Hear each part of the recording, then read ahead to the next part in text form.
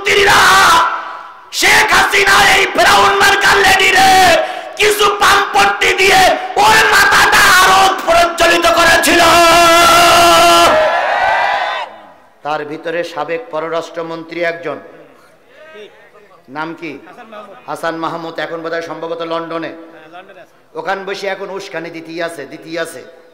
সেদিন একটা বক্তব্য দিয়েছে, দেশের স্বাধীনতা সার্বভৌমত্ব টিকায় রাখার জন্য আমরা বিএনপির সঙ্গে হাত মিলাতে রাজি।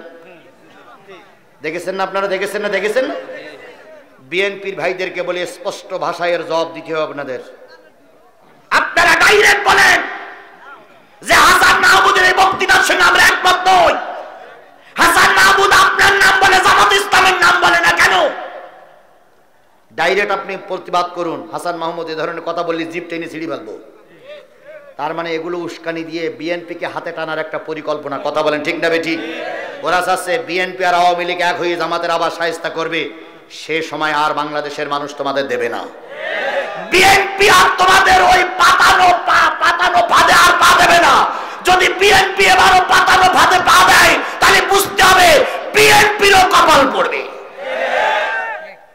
তবে বিএনপি কাজ করবে বলে আমার বিশ্বাস হয় না, কারণ আন্দোলনের মূলে জামাত আর বিএনপি। কথা বলেন ঠিক না বেঠিক? আরে বাবা, ছাত্ররা তো আমাদেরই সন্তান। ওরা তো আসমানতে নাজিল হয়নি, জমিনতে পড়ে উঠেনি। হয় আলী আলম ভাইয়ের সন্তান নাই, আমার সন্তান নাই, মাওলানার সন্তান নাই সোহেলের সন্তান নাই শামীমির সন্তান। আমাদেরই সন্তানই তো মাদ্রাসায়, বিশ্ববিদ্যালয়, স্কুল, কলেজে পড়ে। ওরাই তো ময়দানে নেমেছিল। সুতরাং সন্তানগুলো তো সব আমাদের। কথা বলেন। সুতরাং এই সময় আমাদের দ্বিধা বিভক্তির ভিতরে গিলে চলবে না। ছোট্ট একটা কথা বলি, শেষ করি, হয়ে গেছে আমার কথা আলোচনা। সে কথাটা হলো, দুই বিড়াল অনেক দিন না খেয়ে আছে। এখন গ্রামের এক রাস্তায় চলতে যে একটা রুটি পাইছে, রুটি। তো দুই বিড়াল বলতেছে, বন্ধু, আল্লাহ যখন দেয় তখন এভাবেই দেয়। তো এই রুটি খান তো তুই অর্ধেক আমি অর্ধেক, যেহেতু তুই আর আমি কষ্ট করতেছি। তো বলতেছে ভাগ করবো কোন জায়গায়? ওই যে বিলের মাঝখানে একটা বট গাছ আছে, ওই বট গাছ তলায় যেয়ে তুই অর্ধেক খাবি, আমি অর্ধেক খাবো। এখন দুই বিড়াল রুটি নিয়ে গেছে বট গাছ তলায়। বট গাছ তলায় যেয়ে বিড়াল বলতেছে, ভাই, যেহেতু তুইও কষ্ট করেছিস আমিও কষ্ট করেছি, আর তুই অর্ধেক আমি অর্ধেক, তা ভাগ করতে গেলে কি এমনি ভাগ করবি না দাড়ি পাল্লা লাগবে? এই যুবকেরা ওঠো কেন? তোমাদের জন্যই তো কথা বলছি। হয়ে গেছে, আমি মোনাজাত করবো, এক্ষুনি মোনাজাত করবো, হয়ে গেছে। তো বলতেছে, ভাই, এক বিড়াল বলতে, ভাই, দাড়ি পাল্লা আনলেই ভালো হয়। এখন হঠাৎ করে ওই দাড়ি পাল্লা কোথায় পাবে এই চিন্তা করতেছে। এখন এই বট গাছের উপরে ছিল এক বানর চিন্তা করতেছে, এই তো হ্যাঁ, ওরা যে রুটি ভাগ করবে। বানর লাফ মেরে এসে বলছে, কি ভাই, কি সমস্যা? কয় রুটি ভাগ করবো। কয় রুটি ভাগ করতে গেলে দাড়ি পাল্লা ছাড়া ভাগ করা যাবে না, তোমরা দুজনে একটা দাড়ি পাল্লা নিয়ে এসো। এখন যে কায়দায় হোক ওরা দুজনে একটা দাড়ি পাল্লা নিয়ে আসে। দাড়ি পাল্লা এনে বানর এবার করেছে কি, রুটি দুই ভাগ করেছে। ইচ্ছা করি একদিকে একটু বেশি করতেছে, দিয়ে দাড়িতে তুলে দিয়েছে। তুলে দেওয়ার পরে ওই দিক গড়ে গেছে। গড়ে যাওয়ার পরে বানর খানিকটা খেয়েছে। তো খেয়েছে অল্প খাইনি, একটু বেশি করে খেয়েছে, যাতে করে এবার ওদিক বেশি হয়। এখন এবার আবার দাড়ি পাল্লায় তুলে দিয়েছে, ওই দিক বেশি হয়েছে। তো বেশি হওয়ার পরে আবার এক কামড় খেয়েছে, এবার ওর থেকে একটু বেশি খাওয়াই, যাতে এদিক বেশি হয়। এইভাবে করতে করতে 12 আনা রুটি বানরের পেটে। তখন দুই বিড়াল বলতেছে, রুটি কি বানরে ভাগ করবে না আমরা ভাগ করব? তো বলতে, ভাই, আমাদের ভাগ করাই ভালো। তো বলতে, তাহলে বানরের পাছায় লাথি মার, লাথি মেরে বল, তোর মতন শয়তানের ভাগ আমাদের দরকার নেই, তুই বাহির হ। বানরের লাথি মেরে তাড়াই দিয়ে যতটুক আছে দুইজন ভাগ করে বলতিস, ভাই, এইটুকু আমাদের জন্য যথেষ্ট। আমরা যে কায়দায় হোক, জামাত আর বিএনপি রুটি নামক দেশটা আমরা পেয়েছি। কথা বলেন। ভাগ করতে হয়, কম নিতে হয়, বেশি নিতে হয়, কাউকে কম দিতে হয়, বেশি দিতে হয়। কে এমপি, কে মন্ত্রী, এটা জামাত বিএনপি ভাগ করবে। বানর নামক ভারতকে আমাদের রুটি ভাগ করতে ডাকা হবে না।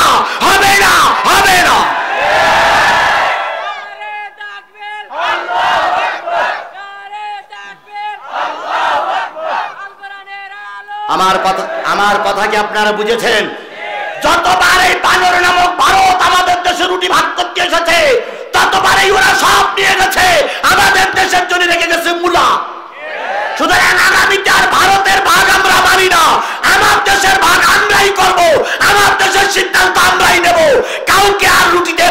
শাস্তি দেওয়া হবে না, হবে না, হবে না।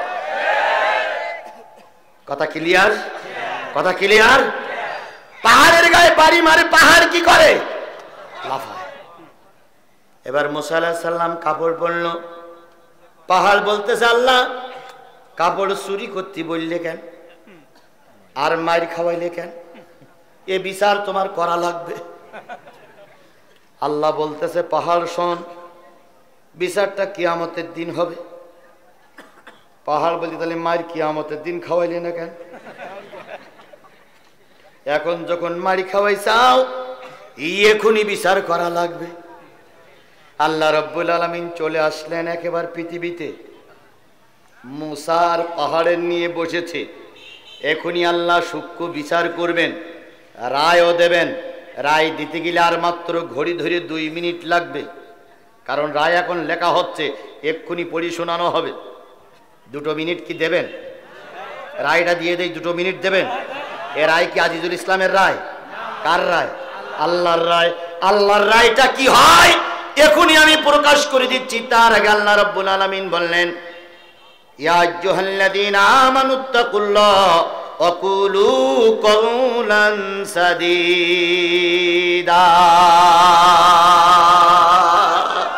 ওহে ঈমানদারেরা, এতক্ষণ পর্যন্ত জিহাদি যারা শুনলে, সূরা আহজাবের 4টা আয়াতের আলোচনা যারা শুনলে, তাদের জন্য আমি উপদেশ দিচ্ছি, সকল ক্ষেত্রে আল্লাহরে ভয় করো। কাউকে ভয় করবে, এগুলো বলে আবার শিক্ষা। বলো আমাদের শিক্ষা, এতক্ষণ শুনলাম আমাদের শিক্ষা হচ্ছে সকল ক্ষেত্রে কাকে ভয় করতে হবে। কুলু কওলান সাদীদা, সঠিক কথা বলো। যদি ফাঁসির কাছে দাঁড়িয়ে যাও, তবুও সেখানে দাঁড়িয়ে সঠিক কথাটাই বলো। তাহলে 1 নম্বর শিক্ষা, সর্বক্ষেত্রে ভয় পাবো কার? আল্লাহ। 2 নম্বর শিক্ষা, সঠিক কথা সব জায়গায় বলবো ইনশাআল্লাহ। ইসলিহি লাকুম আমালাকুম, আমল সমূহ সংশোধন করে নাও, আমল সমূহ পরিবর্তন করে নাও। এসেছিলে আওয়ামী লীগের কর্মী হয়ে, এখন বুঝে গেলে দিন কায়েমের রাস্তায় না থাকলে কৈফাত দেওয়া যাবে না। এখনই তওবা করে কোরআনের কর্মী হয়ে বাড়ি যাও, আমল সংশোধন করে নিয়ে যাও। এসেছিলে বেনামাজি হয়ে, এখন নিয়ত করো যতদিন বেঁচে আছি নামাজি হয়েই থাকবো, আমল সংশোধন করে নাও। মা বোনদের উদ্দেশ্যে বলি, এসেছিলে বোরকা ছাড়া, আজকের মাহফিল থেকে তওবা করো, যতদিন বেঁচে আছি বেনামাজি থাকবো না, বেপরদায় থাকবো না, স্বামীর বিরুদ্ধে যাব না, দিন কায়েমের বিরুদ্ধে যাব না, আমল সংশোধন করে নাও। কার উপদেশ? জোরে বলেন কার উপদেশ? যদি করতে পারো, ইয়াগফিরি লাকুম যুনুবাকুম। আজকের এই অনুষ্ঠানে আমি আল্লাহ বলতেছি, জীবনের সব গুনাহ আমি আল্লাহ মাফ করে দেব। সব গুনাহ, কোনো গুনাহ থাকবে না। আল্লাহর ওয়াদা সত্য না মিথ্যা? তাহলে আজকের থেকে ভয় পাবো কার? আল্লাহ। আমল সংশোধন করে নেব, কোরআনের পক্ষে থাকবো, জীবনের সব গুনাহ কি হয়ে যাবে? মাফ হয়ে যাবে। ওমাইয়ুতিল্লাহ ওয়া রাসূলহু ফাকাদ ফাযা ফাওজান আযীমা। যারা আল্লাহর আনুগত্য করে, রসুলের পক্ষে থাকে, তাদের দুনিয়ায় সম্মান, আখিরাতেও সম্মান। তাহলে আমরা কি এই বিশাল কাফেলা নিয়ত করতে পারি, যতদিন বেঁচে আছি আল্লাহ এবং রসুলের পক্ষে থাকবো ইনশাআল্লাহ। তাহলে আল্লাহ এবং রসুলের পক্ষে থাকতে গেলে আজকে থেকে নিয়ত করতে হবে, যতদিন বেঁচে আছি 5 ওয়াক্ত নামাজ কাজা করব না। রাজি? দিন কায়েমের পক্ষে থাকবো, রাজি? দিন প্রতিষ্ঠার জন্য যত ঝড় ঝামেলা আসুক, দিন প্রতিষ্ঠার থেকে দূরে সরে যাব। আল্লাহ আমাদের কবুল করুক। পাহাড় দাবি করলেন আল্লাহ বিচার করে। আল্লাহ আসলেন, পাহাড়ের গায়ে হাত বুলেই দেখে পাহাড়ের উপরে 5টা দাগ পড়ে গেছে। আল্লাহ, কাপড় চুরি করতে বললি তুমি, আর 5টা বাড়ি খেলাম আমি, দেখো না দাগ পড়ে গেছে। আল্লাহ রাব্বুল আলামিন, কিরে আল্লাহ রাব্বুল আলামিন ডাক দিয়ে বলে, কিয়ামতের দিন পুরস্কার পাবি? কয় না না, পুরস্কার পাবার আমার এখনই দরকার। আল্লাহ মুসাকে পাহাড়ের সঙ্গে মিলাই দিয়ে বলতেছে, পাহাড় রে, তুই মুসার কল্যাণের জন্য, মুসার মুক্তির জন্য, ফিরআউনের কাছে তার সম্মান ইজ্জত বাড়ানোর জন্য রাজপথে মার খেয়েছিস। আমি আল্লাহ রাব্বুল আলামিন তোকে বলতেছি, কিয়ামতের দিন মুসা যে জান্নাতে যাবে, আমি আল্লাহ তোরে সেই জান্নাতের মেহমান বানিয়ে দেব। আমার ভাইরা, যুবক ভাইরা, শিবিরের ভাইরা, জামাত ইসলামের যুব কাফেলার ভাইরা, আল্লামা সাঈদীর জন্য কাজ করেছ, দিন কায়েমের জন্য নিজামী রায়ের পরে রাস্তায় মার খেয়েছো, মামলা খেয়েছো, এখন দেশ কোরআনের পক্ষে আসতেছে। আমি আল্লাহর কোরআন সাক্ষী রেখে বলতে পারি, আলেমেরা যে জান্নাতে থাকবে, তোমরা কাজ করার কারণে তোমরাও সেই জান্নাতে থাকবে। এই পুরস্কার যদি আমাদের আসে, আর কোনো কিছু দরকার আছে আমাদের? তাহলে আমাদের কষ্ট সব সফলতা সেদিন হবে যেদিন আল্লামা সাঈদীর জান্নাত দেবে, আর সেই জান্নাতে আমাকেও আল্লাহ ঢোকার তৌফিক দিয়ে দেবে। সেদিন আমাদের জীবনের সব কষ্ট